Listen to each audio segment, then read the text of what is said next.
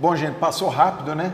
A gente falou aqui durante um bom tempo sobre os 3 pilares aí da saúde e do bem-estar. Esse, então, é o canal Viver Brasil e esse é o programa Saúde e Bem-Estar.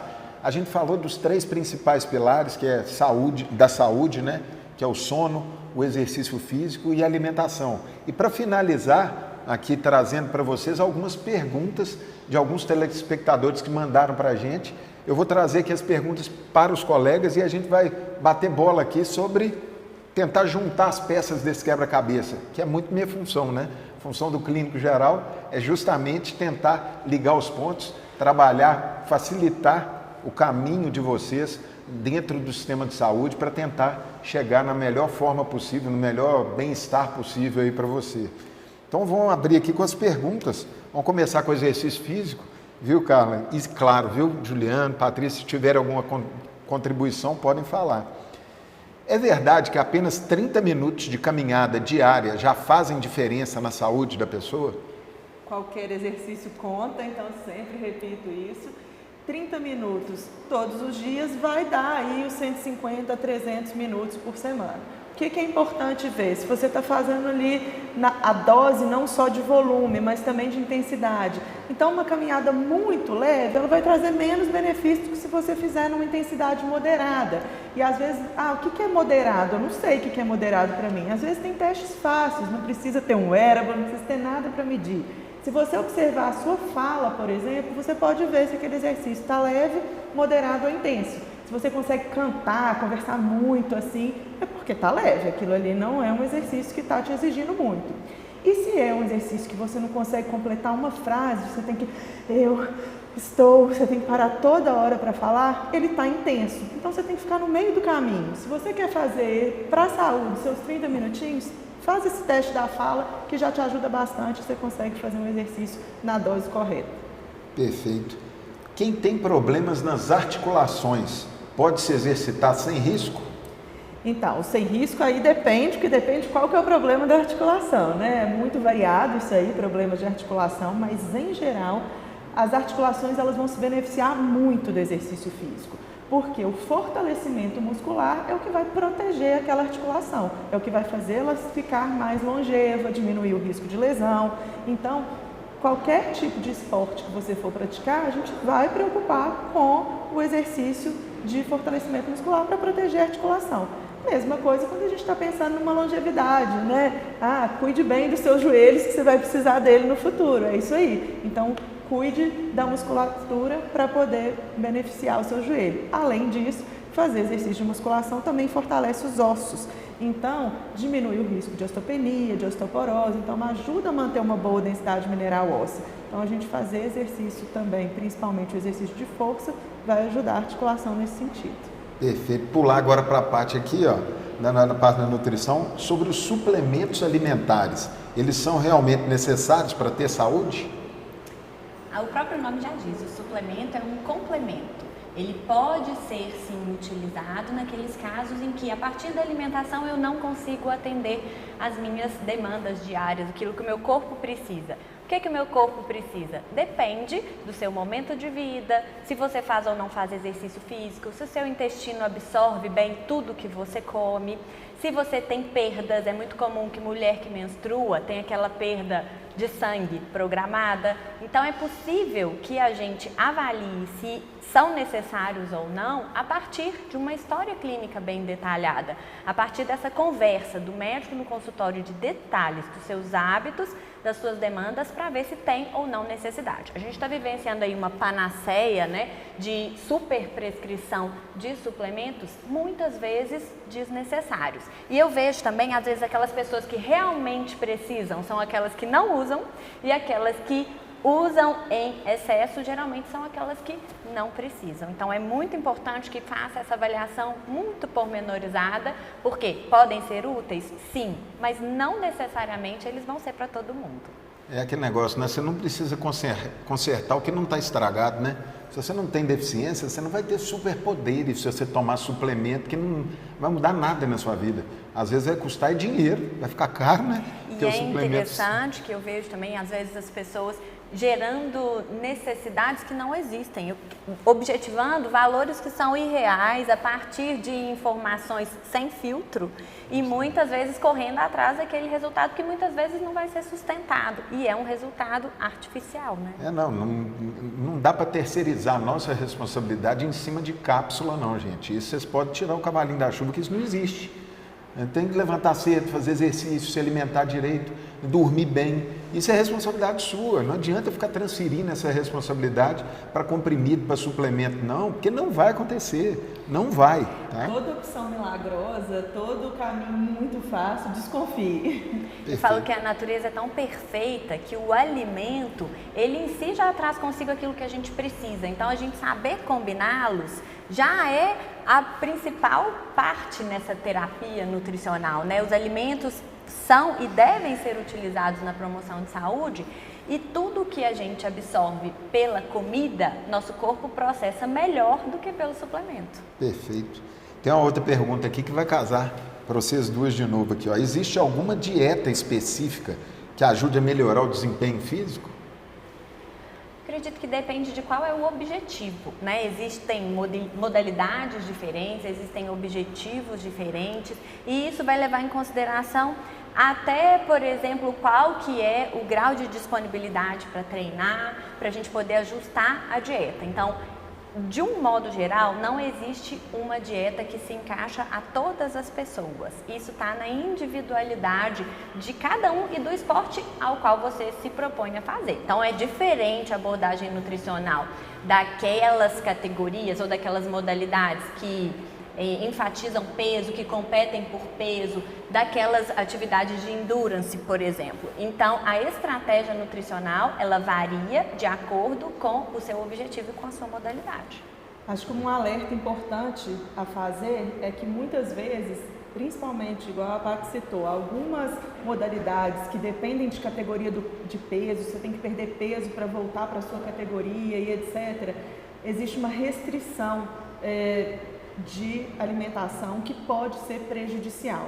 Então, a gente sabe que muitas vezes as pessoas vão cortar alimentos, proteínas, carboidratos, que são alimentos essenciais para desempenhar e muitas vezes você vai conseguir só uma queda de performance com aquilo, se não for mais do que isso, se não for adoecer, se não for evoluir com uma deficiência relativa de energia que vai gerar aí um turbilhão de coisas que pode chegar lá na tríade da mulher atleta e etc. E a gente entra num outro universo aqui.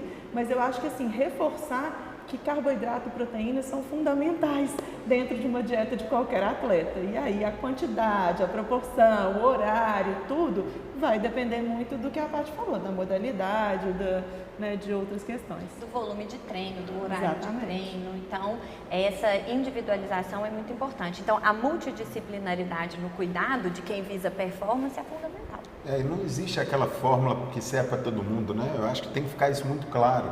O que serviu para o seu vizinho não vai servir para você, necessariamente. Então, essa individualização, ela parte da avaliação clínica, uma avaliação médica detalhada ou de outros profissionais da área de saúde, mas que vão individualizar para o seu caso, né? Basicamente isso. Eu acho que hoje na medicina a gente tem as especialidades que a gente deve ao Conselho Regional de Medicina e os médicos que realmente são médicos, né? A gente vê que é exatamente o que foi dito, não existe uma fórmula mágica, existe um equilíbrio. Então, o que está faltando, o que está acontecendo hoje é como eu vou ter vários milhões a mais de seguidores, vamos lançar uma coisa nova que vai ser o boom e que nada mais é do que picaretagem. É o que está acontecendo hoje na medicina. Então é muito legal, até de novo, repito, parabenizo o Gustavo, que está trazendo pessoas aqui que têm formações médicas sérias, que estão regidas pela AMB e que tudo que nós quatro falamos, até o clínico, né? Tudo que nós quatro falamos, nada mais é do que equilíbrio, que não tem fórmula mágica. Perfeito. E para você então, Juliano, tinha uma aqui, ó, a insônia, ela pode ter relação com problemas de saúde mental ou física? Com certeza, absoluta. A insônia, essa de novo, essa excessiva carga de trabalho, de pressão do dia a dia, de ter que gerar resultado por manter tudo, a pessoa ela sobrecarrega o sistema nervoso central dela e ela chega na noite, ela tá ligada, tá lá, tomou seu energético, que entra de novo nisso, a pessoa não consegue dormir. Aí a pessoa começa a ter que tomar, vou começar a tomar melatonina, vou começar a tomar Zolpidem, vou começar e entra nessa desregulação novamente. Perfeito. Então, e também a excreção dos radicais livres, das coisas que a gente produz durante o corpo, se a gente não dorme direito, tá ligado, igual já foi falado, tá ligado a Alzheimer e várias outras questões da saúde mental. Então, total relação. Né? E aqui é uma pergunta também muito similar, eu acho que todo mundo sabe a resposta aqui, ó. É verdade que o uso de celulares antes de dormir pode prejudicar o sono? Isso é claro. Isso a luz, né? Vai atrapalhar a produção da melatonina, que é um hormônio natural que nós temos, que muitas vezes a gente até o usa nos jet lags dos atletas ou quando a gente faz uma viagem, e aí você está atrapalhando a produção e você vai ficar ligadão, né? Além de você estar hiperestimulando, né? E isso, o dia teve um paciente meu que queixou foi disso, ele queixou falando que não estava conseguindo prestar atenção na faculdade, né? Que estava com muito sono, não estava conseguindo concentrar, e aí eu fui perguntar para ele que horas que ele estava dormindo. Aí ele falou, 2 horas da manhã. Eu falei, mano, 2 horas da manhã? O que você fica fazendo até 2 horas da manhã? Rolando o dedinho ali na tela. Aí chega 2 horas da manhã e fala assim, nossa senhora, ele tem que acordar no dia 7. Não. Como que vai prestar atenção? E além da luz, tem o estímulo da informação que está ali, porque também liga o cérebro ali, você começa a pensar. Por isso que quando a gente vai pegar um livro de romance, o que for, a gente vai entrando dentro do livro e na hora que a gente vê o sono vem naturalmente, a gente fecha o livro e dorme, né? É uma estratégia muito boa que eu utilizo, inclusive, a questão do sono. Eu recomendo de vez em quando para os alunos. Você não está conseguindo dormir, não? Pega um texto daqueles bem chato e começa a ler. Vai estudar uma matéria bem chata que você não gosta. Você vê se o sono não vem rapidinho, né? É a mesma coisa. Eu acho que o sono é fundamental. A questão da gente de desacelerar, né? Desligar a tela. Uma das coisas importantes é não pôr despertador para acordar, mas é pôr despertador para ir dormir mais ou menos na mesma hora. Porque aí o organismo ele aprende que já está na hora de dormir. Vai chegando aquele horário, você já está bocejando, o organismo já sabe que já está na hora. O chá inglês, né? Chá. Vamos tomar um chá, obviamente sem café, um chá verde, né? Sem cafeína. Chegar, é o ato de você sentar, fazer o chá, tomar o chá sentado. Isso você já está ensinando para o seu organismo. Tá na hora, tá começando a hora de dormir. Não, perfeito. E eu acho que essa questão da rotina do sono, inclusive aos finais de semana, se você consegue manter, melhora absurdamente a qualidade. Então a gente já tocou em alguns pontos, né? A questão do horário para ir dormir, da ingestão de álcool, que vai contra a qualidade do sono, qualquer quantidade de álcool vai atrapalhar seu sono. A questão do ambiente, né? Uma coisa que a gente não tocou, que eu acho que faltou aqui, é a questão dos colchão, travesseiro, isso tem influência na qualidade do sono? Tem demais, velho. Primeiro que a gente tem que estar num plano para a gente evitar obstruções, né, de via aérea, então um travesseiro a posição da cabeça vai atrapalhar demais. Outra coisa, um colchão desconfortável, a gente movimenta a noite toda justamente para a gente achar o conforto. Então, se a gente está com um colchão que vai te trazer dor, você vai acordar, vai ter vários micro despertares durante a noite que você não vai aprofundar seu sono, entendeu? Então, Eu sou prova viva disso, bicho. Eu tinha uma cervicalgia, pescoço duro, direto, durante a semana. Eu falei, tô trabalhando demais, não tô, quer confusão toda. Aí eu mudei meu travesseiro.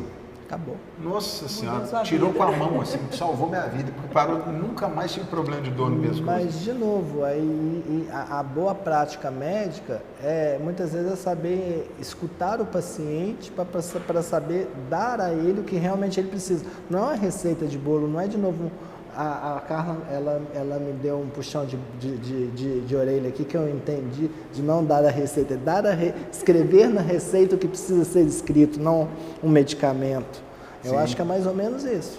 Entre essas medidas simples também, a própria temperatura do ambiente. Sim. Durante a noite o nosso corpo se resfria, então é mais fácil para que a gente adormeça, pegue no sono, quando a temperatura do ambiente está um pouco mais fria do que muito quente. Então, ligar um ventilador, usar o ar-condicionado, pode até usar a coberta para se aquecer, mas com a temperatura do ambiente um pouco mais fria, isso Aí facilita a gente também. lembra que a temperatura mais fria, nosso corneto vai dilatar e pode trazer uma apneia do sono. Então, as coisas são complexas, complexo, gente. nada As é coisas são simples. complexas. Se fosse simples, Oh, estava nossa fácil, né? Senhora. E quando a gente tenta simplificar, às vezes a gente cai nisso, de generalizar e de não oferecer aquilo que realmente você precisa. Vai colocar você num bolo, né? Num bolo ali que, não, isso aqui funciona para todo mundo. E na verdade não vai funcionar, né? Deixa eu ver aqui outra aqui para Patrícia. Qual o papel da hidratação na nossa alimentação e bem-estar?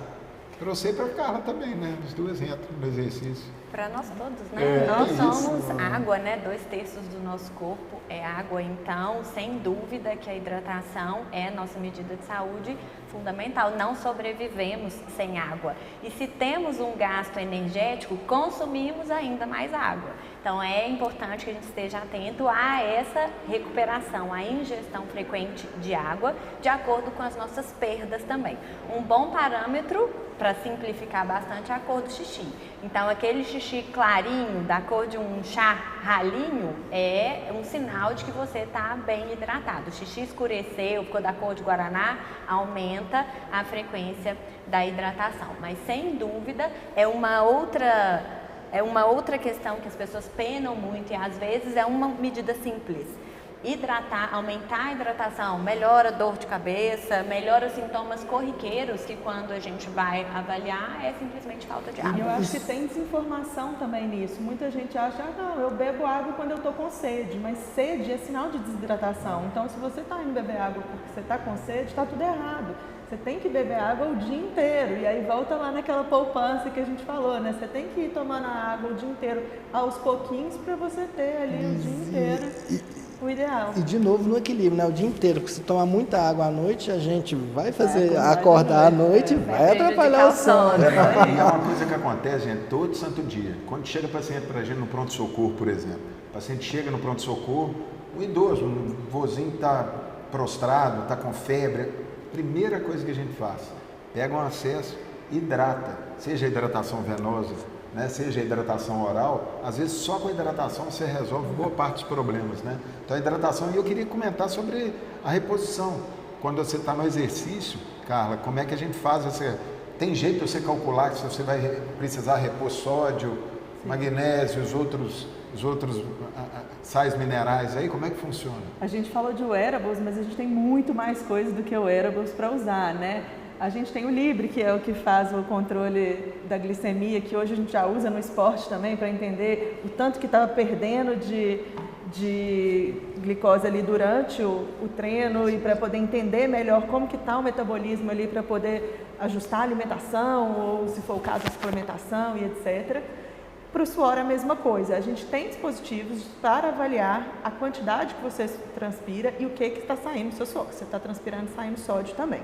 Mas isso aí também é lá, para o refinamento do atleta de alto rendimento, não é para réis mortais. Então, para quem está ali praticando exercício para a saúde, só observar como é que está, se transpira muito, se transpira pouco, porque cada um também é muito individual, tem gente que transpira pra caramba.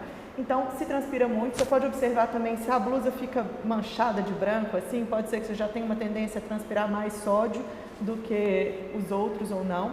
E aí isso já é uma boa. Para os treinos, tem uma regrinha aí que é interessante, que é pesar antes e depois do treino. Se você pesa antes e pesa depois do treino, se você perdeu ali 1 quilo, você não emagreceu 1 quilo naquele treino, você desidratou 1 litro ali, foi o que você perdeu, foi no suor. Então, como que você vai fazer para repor? Na próxima 1 hora, primeira e segunda hora depois do treino, você repõe 1,3 vezes isso aí. Então, você vai tomar aí, se perdeu 1 quilo, você vai tomar 1 litro e 300 ml na próxima hora. Lembrando que os exercícios que a gente dura mais do que 1 hora, necessariamente a gente vai ter também que repor outras coisas, tanto o carboidrato quanto os eletrólitos. Aí eu acho que a Paty pode falar melhor do que eu mas essa é a estratégia que geralmente a gente usa de hidratação para o exercício. Perfeito. Legal a regrinha aí. E eu, aproveitando que você trouxe uma coisa muito prática também do exercício, eu queria que vocês comentassem também. Na alimentação, uma forma prática de você melhorar a alimentação, como que você sugere aí para os telespectadores, e Juliana depois falar um pouquinho do sono. A forma mais prática de melhorar a alimentação é tornar a regra saudável a partir do consumo de alimentos naturais. O que é isso, basicamente? O que você compra na feira e o que você compra no açougue. Já tem uma regrinha aí muito fácil de cumprir. Tudo que vem embalado, tudo que vem em pacote é pior do que aquilo que você consegue ali na feira ou no açougue. E você, Juliana, tem alguma dica aí em relação ao sono, prática para a turma dormir melhor?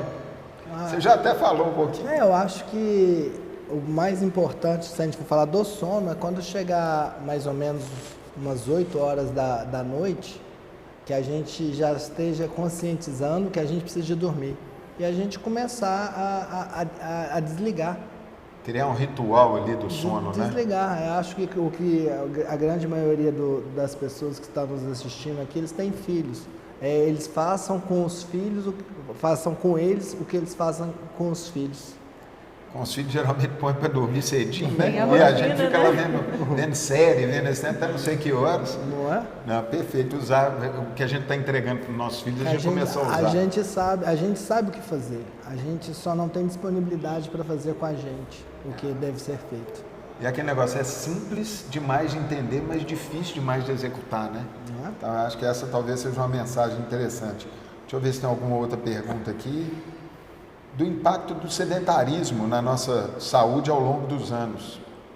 O que o sedentarismo pode causar aí, cara? O comportamento sedentário, que é você não estar fazendo nada que gaste no mínimo aí, uma quantidade mínima de energia, quando você está sentado, deitado, parado, tudo isso você está aumentando o seu risco. E aí começa no risco básico, o risco de mortalidade. Aumenta o seu risco de morrer quanto mais tempo você fica sedentário. Se você diminui esse tempo de sedentarismo, você aumenta o seu tempo de vida, aumenta a longevidade. E aí, quando a gente sai do sedentarismo, você pode sair. Existe um conceito, né? Qual que é o que é não ser sedentário? É aquele mínimo lá que a Organização Mundial de Saúde orienta, dos 150 minutos de exercício, no mínimo de 150 ou mínimo de 75, se for moderado ou intenso. Mas é muito importante você sair do comportamento sedentário. A gente tem uma pirâmide em relação ao exercício aí, que é o ideal. Então, a primeira coisa é evitar comportamentos sedentários. Então, passar a ter um deslocamento ativo, todo lugar que você puder ir a pé, todas as vezes que você puder ir de bicicleta ou que você puder descer num ponto de ônibus antes e andar um pouquinho a mais. Tudo que você puder fazer de deslocamento ativo, subir a escada em vez de subir o elevador, tudo isso faz diferença e diminui mortalidade, diminui os riscos, principalmente os riscos cardiovasculares e metabólicos. Então, pensando nessa parte, qualquer exercício, sair desse comportamento sedentário já vai fazer muita diferença. Perfeito. E lembrando então, gente, para a gente chegando aí na reta final do programa, né, que é a coisa mais importante, não terceirize a responsabilidade que é sua, tá? Então, ninguém vai melhorar a sua alimentação a não ser você. Ninguém vai melhorar a questão de exercício físico a não ser você levantar a cadeira e fazer exercício. Ninguém vai melhorar a qualidade do seu sono se você não tiver consciência sobre o sono. O Juliano pontuou muito bem, você olhar para você mesmo e tentar mexer em alguns tópicos ali para melhorar a qualidade do seu sono. Então, eu acho que a mensagem que a gente deixa para vocês aqui final, né, nesse primeiro programa, e já antecipando, se vocês gostaram desse formato, mandem mensagem, divulguem aí nas redes sociais, né, para amigos, parentes, né, pacientes, né, essa informação para a gente perceber se vocês gostaram do formato, para a gente ir melhorando sempre. Mas a mensagem final é basicamente essa: ninguém vai ser responsável pela sua saúde a não ser você. A gente pode ajudar, pode mostrar alguns caminhos, mas quem vai definir essa questão da saúde e da prevenção são vocês, com seus bons hábitos que são adquiridos aí ao longo da sua vida, e não tem linha de chegada não, é para sempre. Então, atividade física até o último dia, alimentação de qualidade até o último dia, sono até o último dia. Eu espero do fundo do coração que vocês tenham gostado do formato. A gente vai trazer mais gente para conversar aqui com a gente, de esclarecer dúvidas, e a gente agradecer a vocês, gente, pela parceria aí nesse primeiro programa aí do Saúde e Bem-Estar aqui no canal Viver Brasil, e até a próxima.